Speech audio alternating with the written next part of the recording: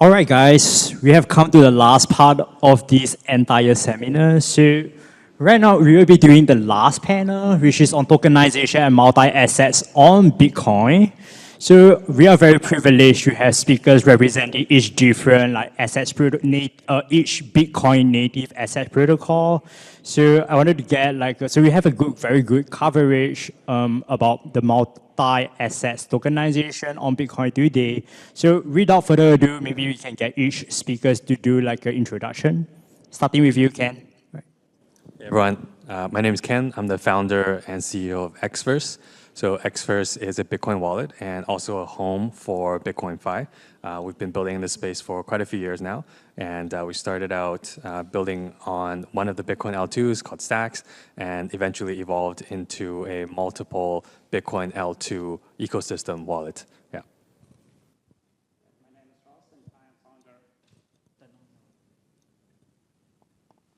Hey, my name is Ross, and I am founder of Stroom. Stroom is yield-bearing BTC protocol.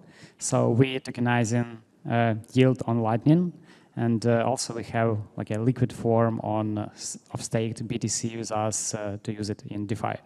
So we launched a few months ago. Currently, we have 35 mil in total value staked, and yeah, so like a help to grow Lightning with liquidity and tokenization of staked BTC. Hi, everyone. I'm Anastasiia. I'm head of PR, marketing, and business development at Bitmask and DIBA. So we built infrastructure on top of Bitcoin for Bitcoin native finance. Bitmask is a wallet. DIBA is a marketplace. And yeah, happy to be here. Hello, everyone. I'm Bibo, the CEO of BiHelix. Super excited to be here, and this is my first time English panel. Yeah. Let me quickly share what we built under BiHelix. BiHelix is an infrastructure provide some product metrics for RGB system. First, we have a bit drop. Anyone can stake BTC issue to get RGB asset directly, and we have a marketplace for RGB asset trading. Also, we have an important product, BiHelix Node. It's very simple, but he's used to basically it's a decentralized software service to help user manage their RGB contract data, and you don't need to do it. How to say? It's very difficult things. So BiHelix Node is do it. So we also have a wallet service for some existing wallet and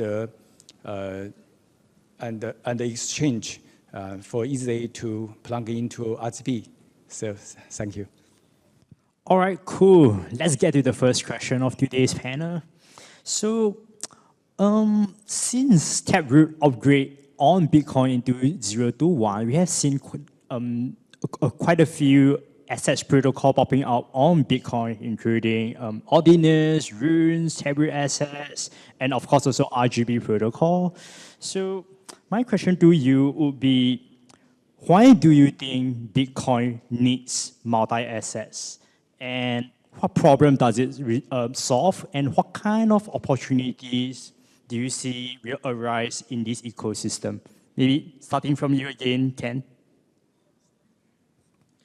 So I think these are really just experiments, right? Because ordinals and runes, they never were meant to be like a full-on, proper financial asset. They were just like meme coins. But I think it's one step in the evolution to make Bitcoin more useful and actually have assets, tokens, or NFTs that can be used for real use cases, right? So I think right now we don't really see a lot of real life usage of these kind of assets. It's mostly just speculation. But what that leads to is people building infrastructure for these things, right? Xverse is one example. We started out as a wallet for ordinals and runes, and we were able to get funding to build these things. We built out a lot of Bitcoin infrastructure that didn't exist before, and now we were able to power all these different Bitcoin L2s, Bitcoin meta protocols, just because we had the opportunity to build these things. So I think eventually will lead to a future where we have very mature infrastructure, and the Bitcoin economy can actually run on top of this system.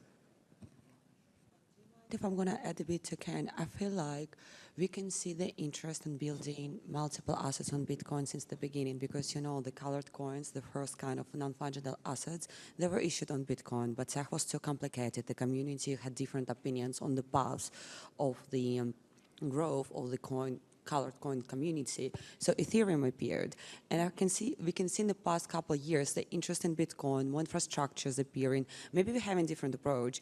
Ordinals, runes, RGB, BRC20. There are different approaches, but we can see the interest. And I think now, even though the focus was mostly on tokens, meme coins, non-fungible assets, it's just like the beginning. It's kind of the adoption stage, like the first circle. And the next phase would be Bitcoin being a settlement layer for real-world assets, tokenization of T-bills, government bonds, as well as like stable coins. And it's what we were just talking 2 minutes before it. Cool, I believe so too. How about you, Ross? What's your point?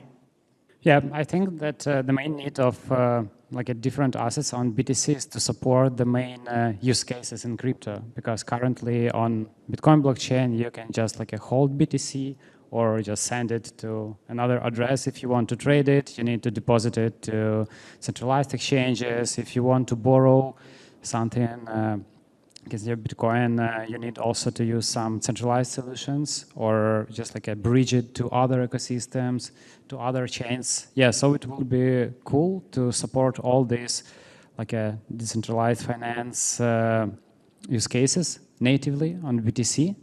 And yeah, I think that's the main goal of making all these smart contracts layers on top of BTC and make tokenization and new asset creation on top of Bitcoin. Cool. Over to you, Bibo. So I understand that you guys have been developing on RGB for a long time. So what's your view on multi-asset on Bitcoin? What good do you think it will do to Bitcoin? I'd like to say this is really Achilles heel of Bitcoin. Means, a block, I don't know how to say, block subsidy.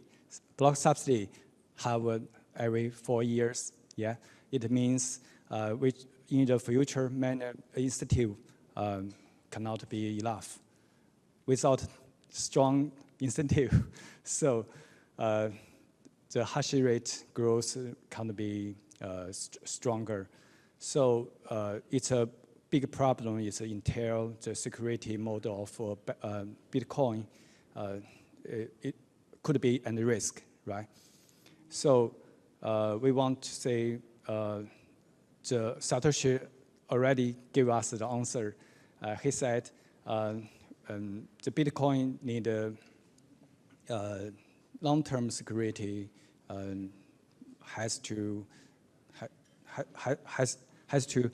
need a transaction phase, right? So that's why Bitcoin has already to involve solutions with Lightning and RGB. So we finally have a way to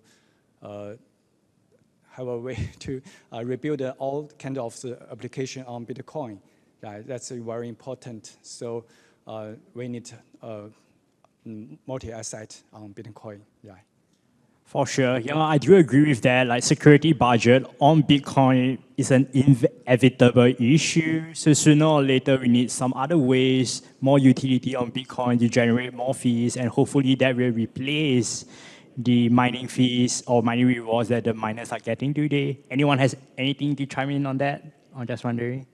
Otherwise, anything? Anyone has anything to chime in on that? Otherwise, I'll just jump to the next question. I think earlier, the last panel, we were talking about USDT on RGB, but of course, USDT will also be issued in the form of taproot assets on Bitcoin other than RGB. So it seems that stablecoins on Bitcoin is an inevitable trend. So I just wanted to ask you guys, what do you guys think of this opportunity? And is there anything that you guys are looking to position around it? Starting with you, Bibo. Yep. Cool. Okay, I also first. This is a very huge step forward. Yeah, but just issue USDT on RGB or taproot asset, it's not enough. So they need a full closed loop. Yeah. For example, issue asset trading, staking, connect wallet integration. Even CEX listing, right? So exactly what BiHelix do is we already have a loop, yeah, running end to end. I said that we have a bit drop. You can issue asset, bazaar, trading, staking, and mining, and we also have a integration. We like already integration token pocket and bit pocket ways and Unisat. Yeah. So we are in exchange supported by XT. Yeah. We will listing this month. Yeah. So you only have a list loop, closed loop. So USDT issue makes sense, right? I agree. All right, over to you, Anna. I think I feel like I have no choice. The microphone was just passed over to me, but okay, all right. If I got the question right, I do believe the interest in stablecoins, especially on Bitcoin, if we also taking the highlights of the previous speakers from the previous panel, Bitcoin is the blueprint of the blockchain, and the Bitcoin is a kind of the standard of privacy and trust, but Bitcoin is volatile. While the stablecoins, they kind of bring in the nature of stability. So when we're mixing these two elements together, Bitcoin as the technology and utilizing Bitcoin as a settlement layer for the stable coins, which is kind of a necessary tool for the adoption of the crypto and Web3 into the old traditional financial institutions. When they're bringing it all together, we kind of get in the perfect moment and the perfect idea of how things should work with the highest security and level of privacy of the Bitcoin, but with the purpose of the stable coin initially. So I just probably not going to go into the technical details of how RGB works. I wouldn't be not the best person to do it. Briefly, yeah, on Tobias, deep tech, sorry, the wrong person, but I feel like, Rostyslav, you would like to add something. Looks like it. Yeah, I want to add that first of all, stablecoins and USDT on top of assets is super important because for Lightning Network, because Lightning Network is a scaling solution for payments, and a lot of people don't use Lightning Network because they don't want to pay in very volatile asset as a BTC. So last month or a few months maybe it was not so volatile, but last years it so you can't plan some payments or just some your financial things, holding all your money in BTC and doing these settlements in BTC on Lightning Network. So I think that this is super cool for payments on Lightning Network, and also it's it makes possible to create more sophisticated things on Bitcoin and on taproot asset. So, for example, a DEX. So, if you have only Bitcoin on taproot asset, you cannot make a DEX because you should trade it with some pair. Yeah, and I think So, this is two main cases, and I'm pretty excited about USDT launch on Lightning Network and RGB. Maybe let me twist this question a little bit. for you, I understand that you guys have already integrated almost every single Bitcoin asset protocol other than Tablet assets and RGB. How you guys are internally evaluating these two protocols, and also how you guys are looking at the USDT issuance on these two protocols? So we've been looking at Lightning and the related protocols for a long time, and it's not that we don't like Lightning, but there are some user experience issues that haven't been solved for Lightning, like channel liquidity, having to have someone open a channel to you in order to receive, and the lack of the ability to do offline receive. So those things have kept us from building out a good solution in Xverse. We are looking at improved solutions, Lightning compatible solutions. So we launched support for Spark, which is a Lightning compatible Bitcoin layer 2 for payments. And that actually solves a lot of the issues that Lightning currently has. And you can send Bitcoin as well as stablecoins with Spark. So we're going to start with that and see where that takes us.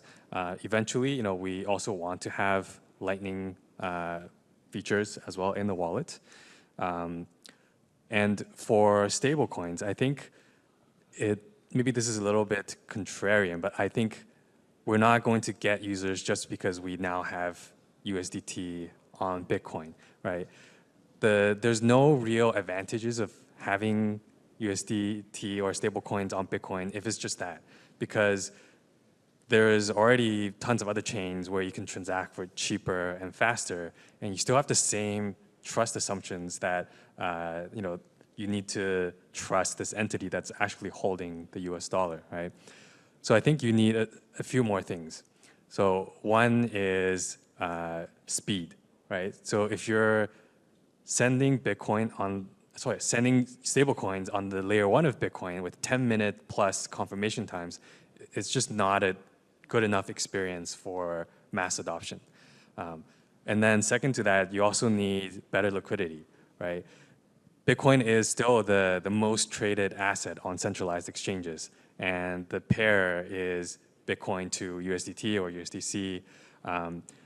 In order for stablecoins to be useful on Bitcoin, you need to have good decentralized exchanges, not just centralized exchanges. I think that will offer a very compelling use case for stablecoins on Bitcoin, because then you don't have to KYC or sign up to an exchange to convert the Bitcoin that you already hold to stablecoins and then use that for payments. Cool. All right. We are running a little bit out of time. The next question will just be like a one-word answer. Can you just name one sector that will have huge mass potential that you think that it will likely succeed in the Bitcoin ecosystem? It could be a multi-asset, for example, payments, RWA, tokenizations, or trading, DeFi, whatsoever. Just name one. Starting from you, Ken. Yeah. Borrowing and lending on Bitcoin. Cool. Just name one sector that you think that has immense potential. Yeah, just name one sector that you think, sector. Okay, yeah, I think that like the main use case for some big Bitcoin holders and hedge funds, just like to borrow some stables for BTC and do some like yield strategies, TradFi things, and so on. And a lot of people just hold BTC and not bridge somewhere to other chains, to exchanges, because they don't want to lose control of the Bitcoins and keep the keys of your address. And I think that if some solution appeared when you can borrow stables, keep in control on your Bitcoin, so I think it will be like a breakthrough to Bitcoin. And I think this direction is has super potential. Yeah. Cool. So staking. All right. Over to you, Anna. Just one word. BTCFi? BTCFi? BTCFi, yeah. BTCFi. Okay, January. All right, cool. In my view, Memecoin. Memecoin. is All right. first. Cool. Yeah, actually, it's the largest use like case right now. RGB, sad to say, yeah. RGB dog. Yeah, yeah, right. All right. To wrap out this panel, I have one last question that I want to throw at you guys. So, looking at 1 to 2 years into the future, what kind of multi-asset product do you think that are you most looking forward to? in the next 1 to 2 years? The multi-asset product that you guys are most looking forward to in the next 1 to 2 years? Ken, are you good? Over to you.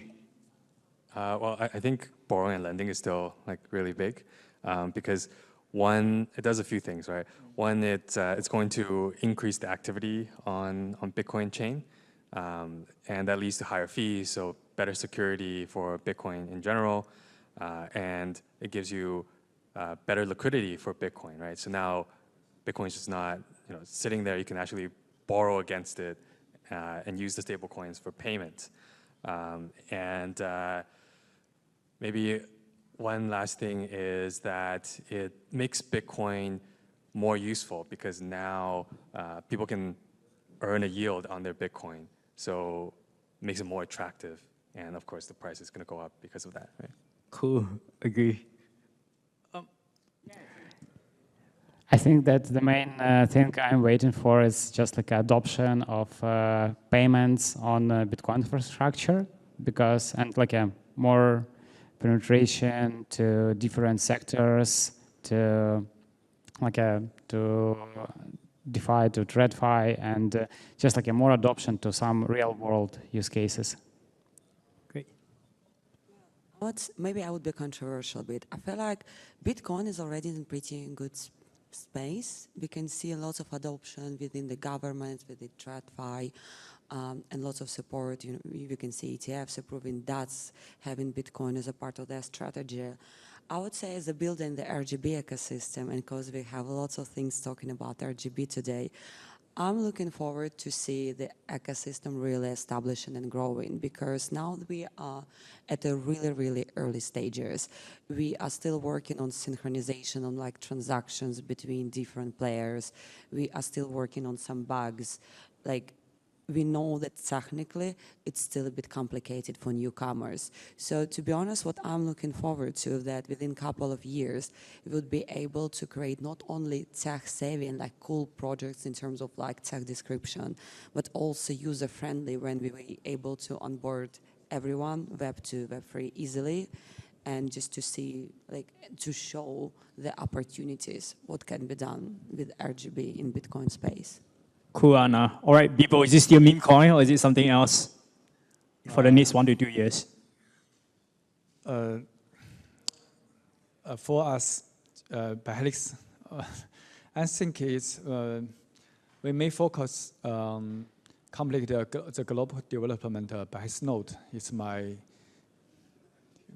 goal. Yeah, it's my connecting more sex, the exchange. Understood. Cool. Yeah, right. and aiming to growing the ecosystem to multi-billion dollars. Yeah. All right. I'm sure we will get there soon. Maybe someday. Yeah, not too far out in the future. All right, we have come to the end of our last panel. So we do have a happy hour from here, which is just a 3 minutes walk away from here. And I really hope that all of you are able to join us tonight. Let me know. Yeah, so it's just a couple of minutes. You can Google Map and search for Joo Bar. It's just a couple of minutes walk from here. Joo, Joo Bar, B-A-R. All right, thank you guys. Appreciate you guys coming to this event. Really, really appreciate it. Thank you. Thank you, folks.